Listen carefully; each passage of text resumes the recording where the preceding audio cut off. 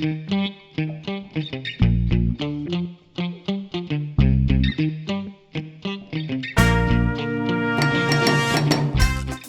a normal Idaho midwinter day, cold, snowy, and miserable.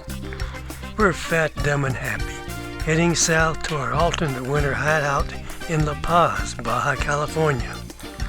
Little do we know that thousands of miles away, events are happening that'll have major impacts on us and all the people of the world. The coronavirus is starting to rage out of control in China, but we Americans don't have a clue it's coming to us. Our minds are clear and empty as we forge our way south through the warm cactus-filled deserts of Baja.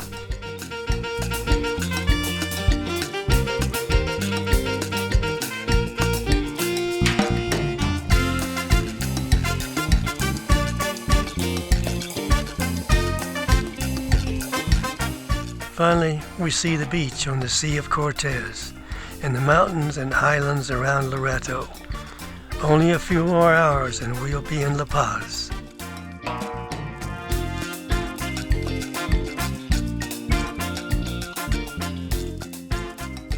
Little do we realize that these street souvenirs are an omen of our future. Our home was a clean and secure apartment building with an outdoor patio and enough security features to make us feel safe. Inside, it's a large one-bedroom apartment with a good kitchen, computer, and sitting areas. A massive steel door keeps out the ladrones and allows us a quick exit to the street. At first, Nadine uses her cane on the morning walks. She's still recovering a little from that hip surgery. Dozer has a route which provides plenty of doggy entertainment.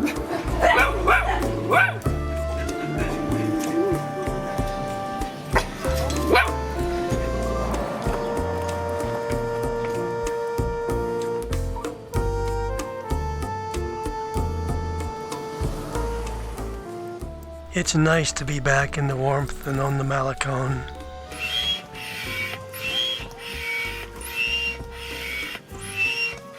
Nadine has an affinity for seawater and has brought her inflatable kayak along.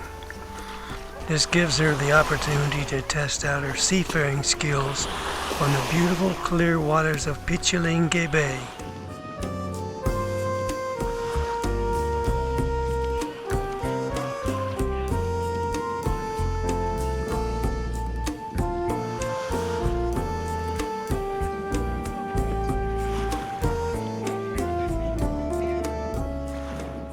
Dozer isn't particularly enamored by the water, and it takes some brute force to convince him to swim, but he does a splendid job of making his way to the shore.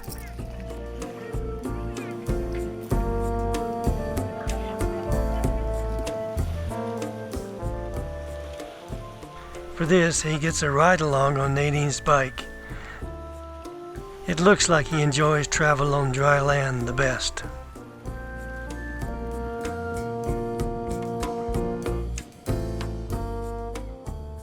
But the virus problem worries us, and we believe that the chances for prevention and medical treatment are better back in Boise. So despite our happiness here, we decide to pack up and hit the road heading north.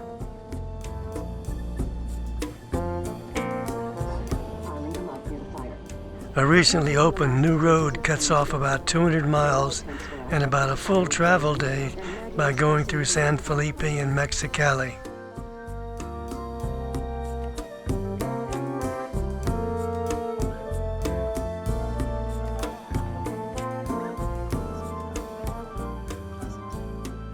We are totally self-contained and stop only for gas and to camp.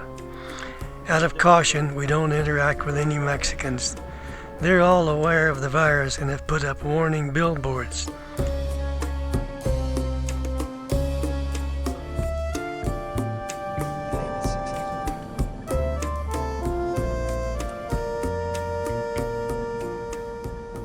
It's quite a surprise at the border, no waiting. With hardly a few minutes pause, we zip on through. Strange that there are no COVID-19 warning signs and no face masks on the U.S. side. Traveling north through Nevada, we meet our old nemesis, cold and snowy weather. Not heavy snow, just enough to be very annoying. Our camping reminds us of why we left in December to go down to Mexico. We have every convenience of home here. The refrigerator, the stove, hot water, you name it, we got it. And Nadine prepares gourmet meals right here in the tin tent.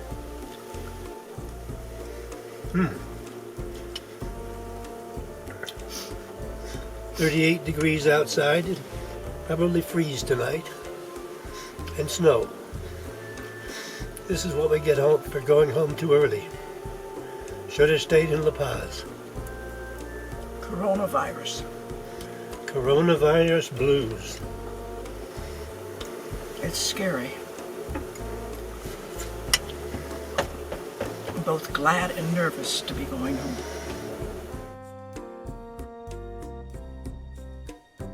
It was cold last night. This cold, miserable, snowy weather is quite a shock to me after all the warmth of La Paz. I want to go back to La Paz. Home again in Boise. With flowers popping up and leaves budding, it looks almost like spring. Well, good morning. Morning. Life is almost the same. Sorta. It's not. Nice to be back having coffee again in our own bed. And when we look out the window, we see Nadine's plantings have come to fruition with a colorful array of blossoms. The birds are still out there. The birds and wildlife in our backyard don't seem to be bothered a bit by COVID-19 as long as we keep putting out food for them.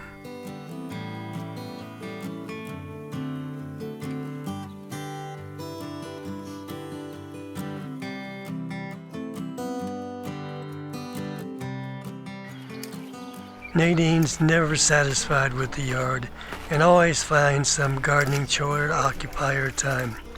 Quarantine makes no difference here. I mean, I'm doing the same things that I usually do, just not going out and like shopping at the thrift stores like I used to. I miss that, but I got plenty of stuff that I'm having fun with.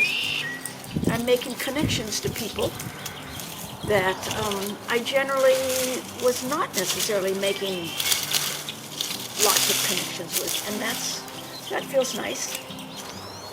And I think that I'm going to take my normal bicycle ride.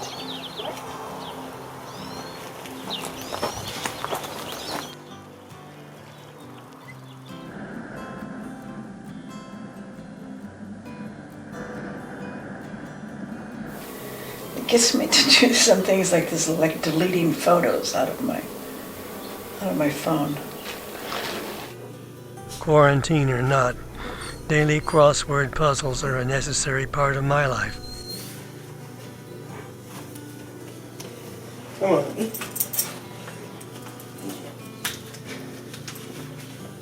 Disturb my game, huh? For real excitement, I watch a spider cross the ceiling. I'm enjoying it. Is this how you're spending your quarantine? Some days, yeah.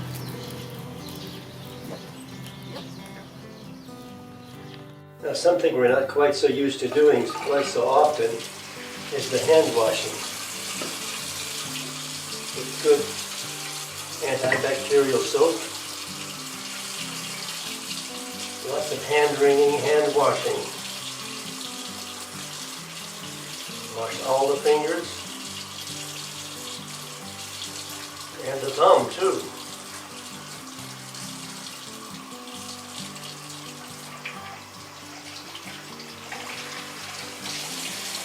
There, just like Dr. Kildare.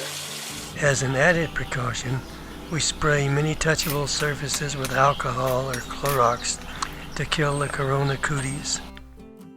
Another use for a slightly different kind of alcohol is to kill any possible internal pestilence. Taken with the appropriate amount of lime and tonic water, this medicinal fluid provides both physical and mental relief from the rigors of the quarantine.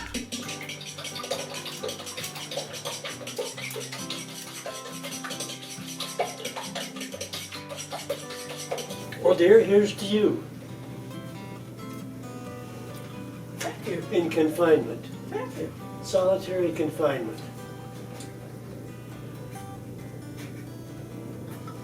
It takes a strong woman to do that with you. Trust me. And a strong drink.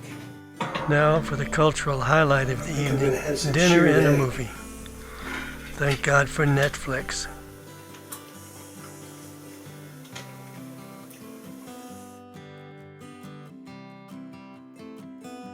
Even with many places closed down or only partially open, it's comfortable and not a major change to our normal routine. We're glad we made the decision to come home. It would have been miserable to be quarantined in that La Paz apartment with little or no outside activity. One of the really bad things about the lockdown is the closing of the golf course. So I'm left practicing in the grass beside the road. No more putting on the greens. Now it's a glass on the rug. Social life is not entirely dead, though. We have a no-host and socially distant cocktail party on the grass beside a parking lot or in our own backyard.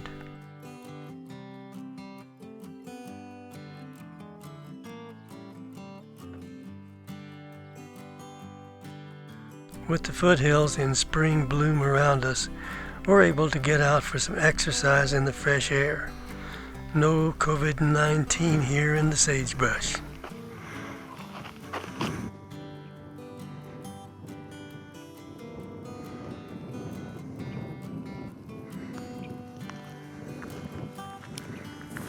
Well, I'm really happy that we have lots of open space with, we meet people here and there, but for the most part, it's pretty open and lots of social distancing. But climbing these hills is getting harder. That's the thing that's being hard for me right now. Is breathing, legs strong. Have lots of work to do for those two things. Well, that's a good hike up the hill. It's almost exactly a mile from the house to here, and about a 600-foot elevation gain. It's a fairly decent workout, and it gives my poor lungs a real workout. So I'm glad to do it every day. I think it helps with my physical conditioning. I know it keeps my lungs cleaner, more worked out, more exercised. This is a beautiful place to be, looking down at the Barber Valley and the city of Boise, over through the Oahe Hills, Boise River. I'm so glad we live here rather than on the 23rd floor of some high-rise apartment building in a big city. It's not so bad being cooped up, if this is what we can do.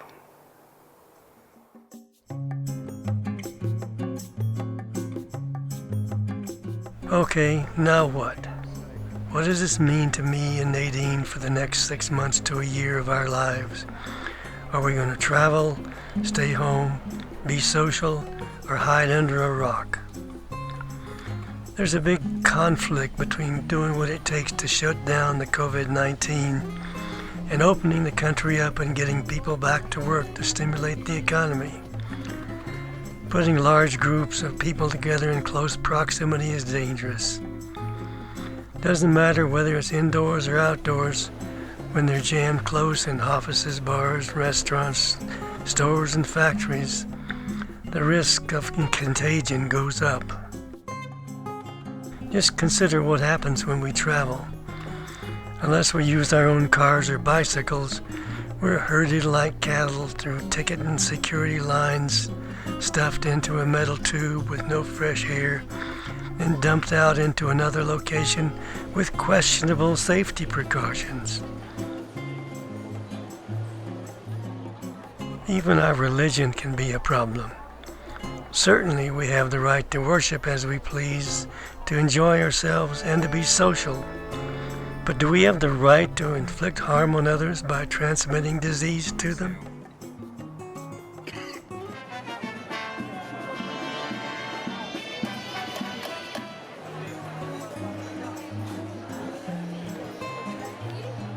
What I'm saying here is that every step we make to open the country is a step toward making more coronavirus victims. At one end is a national depression caused by a very rigid lockdown. On the other end is the potential decimation of our population. The CDC and other health professionals have come up with guidelines to minimize the risks while allowing us to start back to normal lives. But Nadine and I are seniors with pre-existing health conditions that make us very vulnerable. Even with good medical facilities, our odds of surviving the virus are very low. For me, I'm going to be on the side of emphasizing my health over my pocketbook. I'm going to wear a mask when I meet with people. I'm going to stay out of crowded places. I'm going to wash my hands often. And I'm going to stay healthy with lots of outdoor exercise. For our sake and yours, won't you do the same?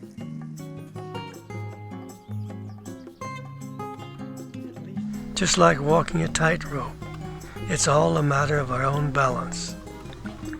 Keep alive.